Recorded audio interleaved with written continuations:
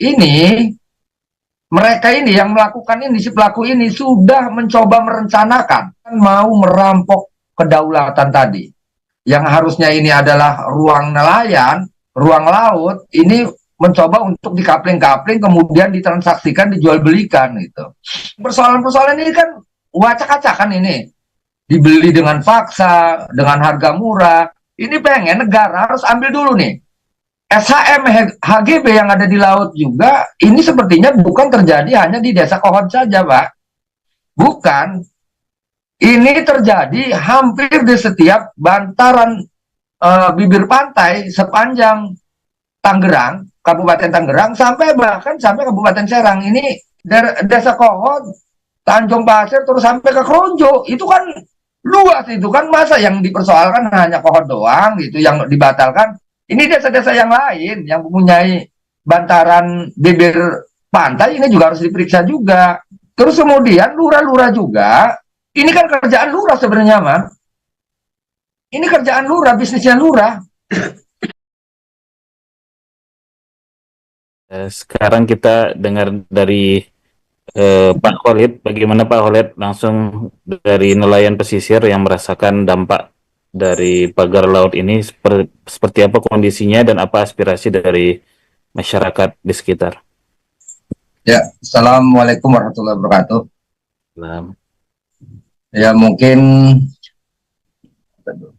ya mungkin gini, artinya kalau saya mm, me- mengulik gitu kan hasil dari apa yang dikatakan Pak Prof tadi gitu kan, bagaimana aturannya gitu kan, bagaimana aturan laut itu diatur, terus kemudian bagaimana perizinan itu juga diatur itu.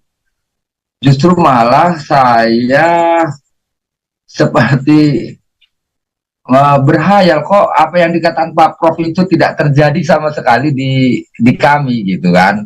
Justru maksudnya gini, justru kami sebaliknya melihat ini terjadi kesemena-menaan gitu. Kalau kita melihat pemikirannya Pak Prof tadi, itu memang idealnya kan seperti itu harusnya, gitu. Idealnya seperti itu harusnya. Terus kemudian kami sebagai nelayan ini kan kotak-kotak pagar laut ini itu kan sangat sangat mengganggu ya. Bagaimana sih kita sebagai nelayan mencari ikan yang harusnya saya harus mencari ikan dengan leluasa, dengan bebas gitu kan. Nah, kemudian ini dibatasi ruang waktunya, ruang ininya, ruang eh, lautnya. Itu kan sama saja gini. Saya di akuarium gitu, seperti saya suruh cari ikan dalam akuarium, sempit gitu kan. Nah, ini yang jadi masalah bagi kami sebagai nelayan itu. Terus juga kebiasaan nelayan itu sebenarnya begini, pandangan nelayan itu harus tidak boleh ada benda-benda atau istilahnya sejenis pagar-pagar seperti itu yang mengganggu pandangan mata gitu. Karena kebiasaan di nelayan itu kalau ini karena biasa melihat yang pandangan yang luas gitu. Ketika itu ada pagar-pagar itu juga akan merusak pemandangan ya. Ini maksudnya apa yang terjadi di buat kami gitu. Kalau misalnya ngomong istilah ini mah mereka ini si pelaku pemagaran laut ini sudah memutus hubungan saya dengan sesuatu yang indah. Apa ya sesuatu yang indah itu apa estetik kata apa ya? Jadi hubungan saya sebagai manusia dengan sesuatu yang indah, keindahan alam, gitu. Itu seperti dirampok itu kan. Hubungan saya dengan sesuatu yang indah dengan alam ini seperti dihalang-halangi gitu. Nah, itu salah satunya. Nah, ketika ini sudah dicabut, ya alhamdulillah artinya tetap saya salut sama TNI AL yang sudah mengawali melakukan pencabutan itu walaupun kemudian ada kontradiksi dengan KKP gitu kan. Yang kemudian akhirnya ya KKP juga ya walaupun akhirnya turun tangan juga untuk melakukan pencabutan membersamai TNI AL. Ya cuman kami sebagai nelayan tidak ingin hanya terhenti di situ. Karena saya anggap ini mereka ini yang melakukan ini, si pelaku ini sudah mencoba merencanakan, gitu, mencoba merencanakan mau merampok kedaulatan tadi, yang harusnya ini adalah ruang nelayan, gitu kan, ruang laut, ini mencoba untuk dikapling-kapling, kemudian ditransaksikan, dijual belikan, gitu. Nah itu. Yang keempat, dengar suara saya Pak? Ya, yang Ya, keempat. ya, Nah, ketika tadi saya dapat berita bahwa HGB dan SHM yang digegerkan kemarin-kemarin ini udah dibatalkan, kan?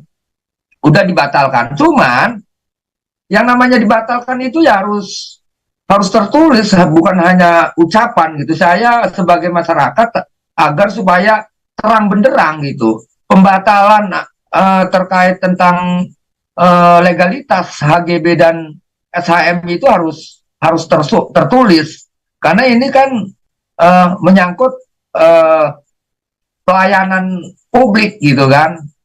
Saya pengen itu. Nah terus terkait persoalan laut juga kan, berarti kan ini ada persoalan tanah juga Pak. Iya, karena kan selain laut gitu kan, yang akan ditransaksikan juga ada tanah sawah, tambak juga yang sedang ditransaksikan. Nah, kami ingin persoalan-persoalan ini kan wacak-acakan ini, dibeli dengan paksa, dengan harga murah. Ini pengen negara harus ambil dulu nih. Persoalan ini negara ambil, gitu. Kemudian ini diberesi, kembalikan lagi tanahnya ke masyarakat, gitu. Nah, yang kemudian terkait persoalan SHM HGB yang ada di laut juga, ini sepertinya bukan terjadi hanya di Desa Kohon saja, Pak. Bukan. Ini terjadi hampir di setiap bantaran bibir pantai sepanjang Tangerang, Kabupaten Tangerang, sampai bahkan sampai Kabupaten Serang. Ini ada, Pak. Cuman bedanya kalau di Kabupaten Serang itu cuman belum dikapling-kapling doang dengan bambu. Kalau di Tangerang kan sudah dikapling-kapling dengan bambu. Sehingga ini rebut, kemudian terenduslah apa yang dimaksud dengan kapling-kapling bambu itu. Oh, ternyata bambu-bambu itu, pagar-pagar bambu yang ada di laut itu, ternyata ini motifnya adalah untuk mentransaksikan laut tersebut. Nah, kemudian dibatalkan SHM HGB ini, jangan hanya di Desa Kohon saja. Coba dari Kementerian ATR BPN membedah kembali di daerah mana aja SHM HGB yang sudah keluar, diperiksa kembali lah gitu. Jangan kemudian ketika ribut, hanya keributan masyarakat ini hanya diredam dengan oh kita batalkan SHM atau HGB yang ada di Desa Kohon. Bagaimana dengan desa-desa yang lainnya? Karena pemagaran ini juga untuk daerah Tangerang aja kan. Ini dari mulai ya Desa Kohon, Tanjung Pasir, terus sampai ke Kronjo, itu kan luas itu kan, masa yang dipersoalkan hanya Kohon doang gitu yang dibatalkan. Ini desa-desa yang lain yang mempunyai bantaran bibir pantai ini juga harus diperiksa juga. Nah, terus kemudian lurah-lurah juga, ini kan kerjaan lurah sebenarnya mah. Ini kerjaan lurah, bisnisnya lurah. Nah, lurah juga tidak mungkin melakukan kalau nggak ada pengepulnya. Jadi ini kan ceritanya mau cuci tanah. Iya, menurut saya, ini pandangan saya sebagai nelayan. Oh, laut dikapling-kapling, lalu kemudian ada SHM-nya, kemudian ada HGB-nya. Oh, ini ada pencucian tanah namanya. Bukan hanya uang yang dicuci, tanah juga dicuci dari gerek ke AJB ke SHM. Nah, tinggal kita lihat pelakunya siapa nih, pemilik SHM segala macam. Ini juga harus ditindak secara hukum gitu. Nah, maksudnya kami sebagai masyarakat udah sih, pemerintah, yuk bareng-bareng memperbaiki negara kita ini mau dibawa kemana, gitu kan? Mau cari untung seperti apa? Makanya sering saya katakan di medsos kan, di media sosial, di wartawan segala macam. Tolong dong, saya ini nggak sudi dikelola oleh korporasi, nggak mau karena saya melihat kalau rakyat dikelola oleh korporasi pasti miskin terus sampai kiamat, Pak, sampai kiamat ini, Mak. Miskinnya sampai kiamat. Ini, Mbak. Jadi selama negara ini, bangsa Indonesia dicaplok oleh korporasi, kemudian dikelola oleh korporasi, maksudnya gini, negara yang harusnya melayani masyarakat justru ini melayani korporasi. Atau seperti ini analoginya, penjajah dilabeli PSN. Iya semena-mena membuldoser aturan gitu kan, mentang-mentang ada stempel PSN, strategis nasional gitu kan, kemudian ini membuldoser ruang hidup masyarakat yang harusnya dia bertani tambak, berbudidaya ikan, berbudidaya bandeng, nelayan ngejaring gitu kan, terus petani padi, nanam padinya, mengelola sawahnya dengan memanen padinya. Nah, dua sumber ini antara ikan dan beras ini, nasi, ini kan kita berbicara tentang karbohidrat dan protein. Bagaimana bangsa kita ke depan ini, kemudian ketika ruang sawah tidak ada sebagai produksi karbohidrat, dan ruang tambak juga nggak ada sebagai pembudidaya ikan, dan ruang laut juga dipersempit dengan reklamasi, bagaimana hidup kita ini sebagai bangsa dan negara ketika kita krisis protein dan krisis karbohidrat? Tentara nggak bisa perang, gitu. Orang nggak bisa berpikir.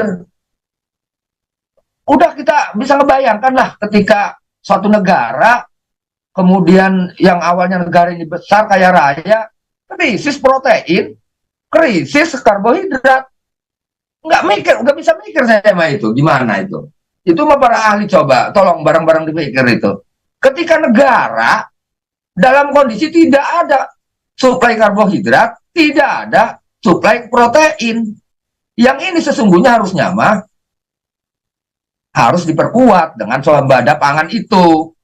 Nah, sedangkan di wilayah Tangerang, Serang, itu produktif. Dulu zaman peperangan Imam Bonjol, Pangeran Ponorogo, makanya kami di daerah Serang, di daerah Tangerang itu suplai pasok makannya itu ya dari kami. Dulu itu peperangan zaman Belanda segala macam, makanya Belanda dulu itu menutup aliran-aliran sungai juga sama, sehingga supaya tidak kuat berperang karena dia krisis pangan.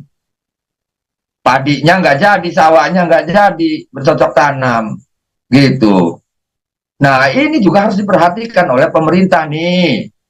Yang mengganggu-ganggu laut, pencemaran harus diperhatikan, pabrik-pabrik yang mencemari laut juga harus diperhatikan. Apalagi mengkapling-kapling laut, menjual belikan laut, ini juga akan lebih bahaya lagi. Yang ngurugi sawah, ngurugi empang, sungai, tolong dong diberesin gitu kan.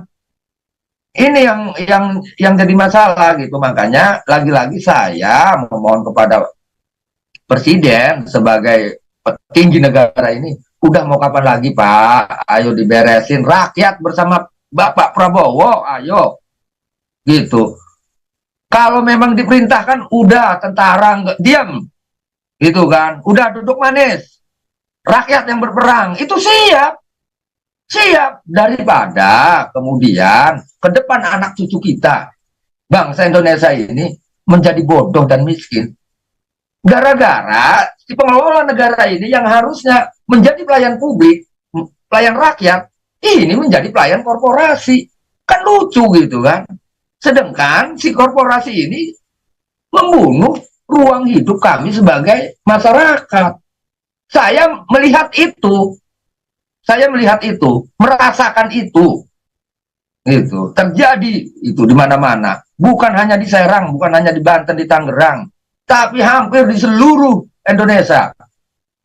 Walaupun saya tidak pernah keliling, tapi saya cukup melihat dari kejadian Tangerang, saya bisa melihat bagaimana kondisi Indonesia saat ini. Cukup saya melihat kebijakan dari kepala desa, kelakuan kepala desa gitu kan. Artinya bagaimana saya menilai aparat desa, bagaimana dia cara berlaku berbuatnya kepada masyarakat, gitu kan, pelayan masyarakat. Ini saya sudah lihat tataran atasnya, kelakuannya kayak apa. Nggak usah melihat jauh-jauh, melihat dari desa aja saya udah tahu kelakuan birokrasinya itu seperti apa. Maksudnya kepentingannya hanya gentong nasinya sendiri aja, nggak mikirin rakyatnya. Yang penting duit, urusan belakangan. Ayo kita atur cincai, 4 gulipat jadi apa yang di izinnya apa, udah tanda tangan. Yang penting ampau. Itu kan nggak baik gaya-gaya seperti itu, bukan bernegara, itu namanya mafia. Itu namanya mafia, gitu kan. Dan ini bukan rahasia umum lagi, udah pada tahu. Kelakuan-kelakuan itu pada tahu, udah tahu.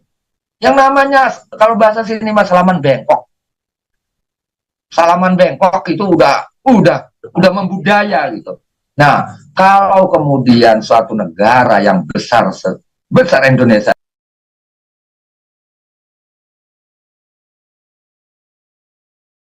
punya ide cincai gitu kan, ini mau bagaimana, dan ini juga sepertinya karakter ini juga ternyata tertular di desa-desa, di kampung-kampung. Akhirnya kayak macam kita lari ke politiknya gitu kan. Akhirnya ketika kita dihadapkan dengan wilayah politis, ada satu bangsa binatang banyak duit, ada satu bangsa manusia nggak punya duit, yang menang bangsa binatang gitu. Baik, Nah ini kan Khalid, bahaya. Nah Pak. kemudian ternyata si rakyat ini yang dilihat tuh amplop terus. Kenapa? Karena si rakyat dicitak untuk miskin. Siapa yang mencitak untuk miskin itu? Korporasi. Iya kan? Nah, kemudian korporasi memodali juga mendanai calon-calon dewan, sebuah lah, gubernur, bupati, masuk dananya ke situ. Setelah jadi, bagi ini dong, bagi itu dong, tolong dong buat tata ruang, yang tadinya pertanian nelayan jadi industri, terus kemudian dinas PU-nya tata ruangnya disogok lagi, tolong dibantu itu biar saya bisa bikin pabrik ini, bikin itu. Kan namanya ngaco kalau begitu. Yang korban petani lagi, yang korban nelayan lagi. Kalau korbannya petani nelayan, pedagang kelapa enggak laku, pedagang cabai enggak laku, iya kan? Pak Khalid, Pedagang. izin apa nanti kita lanjutkan lagi. Baik, berikutnya Pak Khalid, persilakan closing statement singkat. Ya, terima kasih. Yang paling sama langsung aja lah sama Pak Prabowo gitu kan. Tolong terkait masalah stempel PSN itulah udah sih yang bakalnya midorotin rakyat Indonesia mah, mendingan dicabut aja udah percuma PSN juga kalau ujungnya bikin menderita rakyat. Cabut aja udah. Ini saatnya Indonesia mulai memutuskan mata rantai belenggu bangsa ini. Ayo kita bersama rakyat, kita bangun bangsa ini menjadi lebih besar lagi. Terima kasih. Assalamualaikum warahmatullahi wabarakatuh. Waalaikumsalam. Terima kasih Pak Khalid.